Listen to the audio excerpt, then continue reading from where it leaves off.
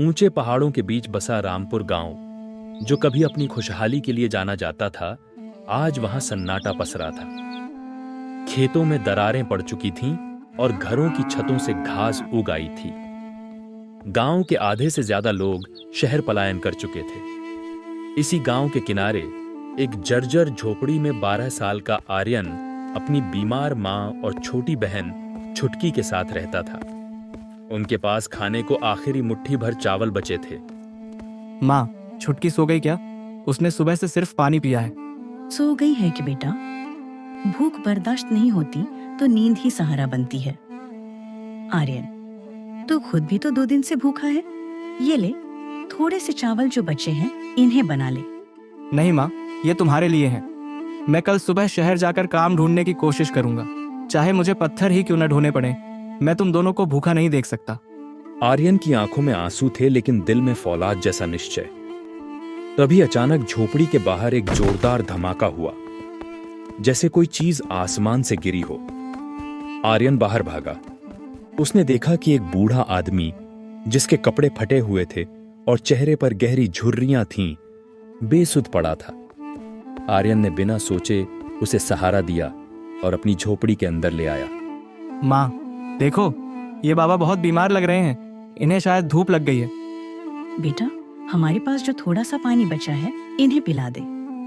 आर्यन ने अपनी बहन और मां के हिस्से का पानी उस अजनबी को पिला दिया। बेटा, तूने मुझे पानी पिलाया। तू जानता है इस गांव में पानी की एक बूंद की कीमत सोने से भी ज्यादा है। बाबा, प्यासे को पानी पिलाना हमारा धर्म है। चाहे हम खुद प्यासे रह जाएं, पर आपको ऐसे मरते नहीं देख सकते। तेरी ईमानदारी ने मुझे जगा दिया।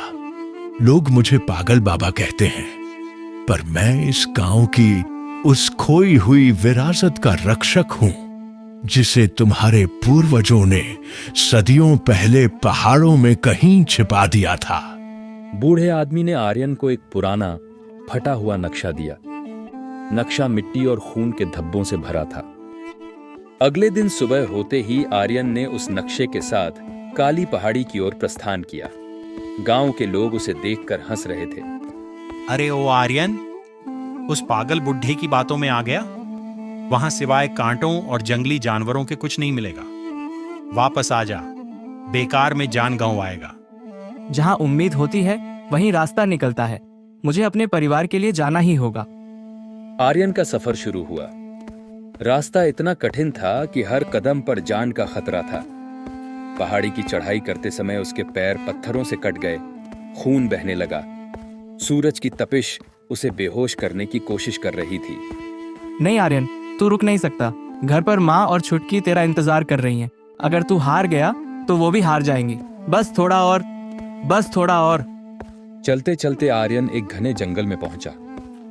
वहां उसे एक विशाल तेंदुआ दिखाई दिया, जो एक गुफा के मुहाने पर बैठा था।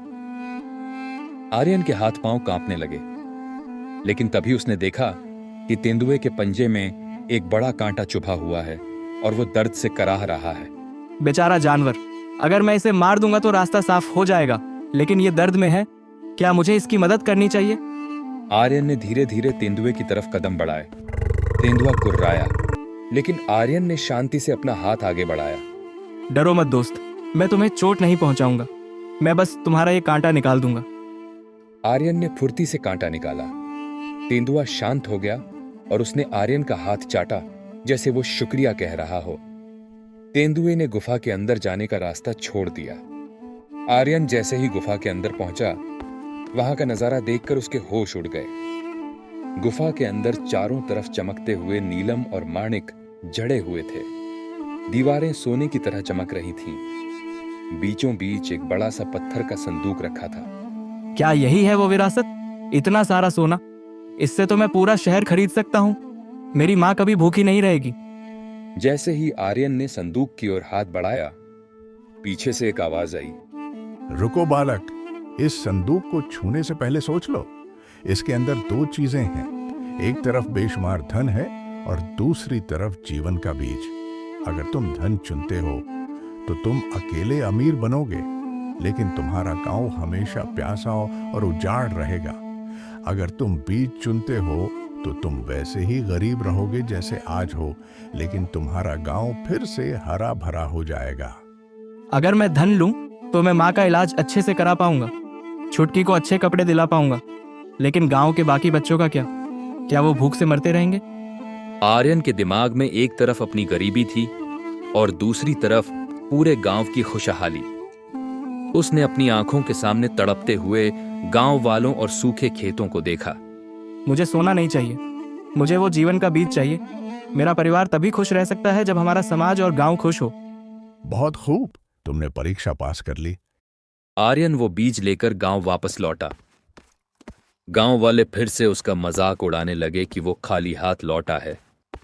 देखो, आ गया महान दानी। क्या लाया है? मिट्टी का एक टुकड़ा। इससे क्या हमारे पेट भरेंगे?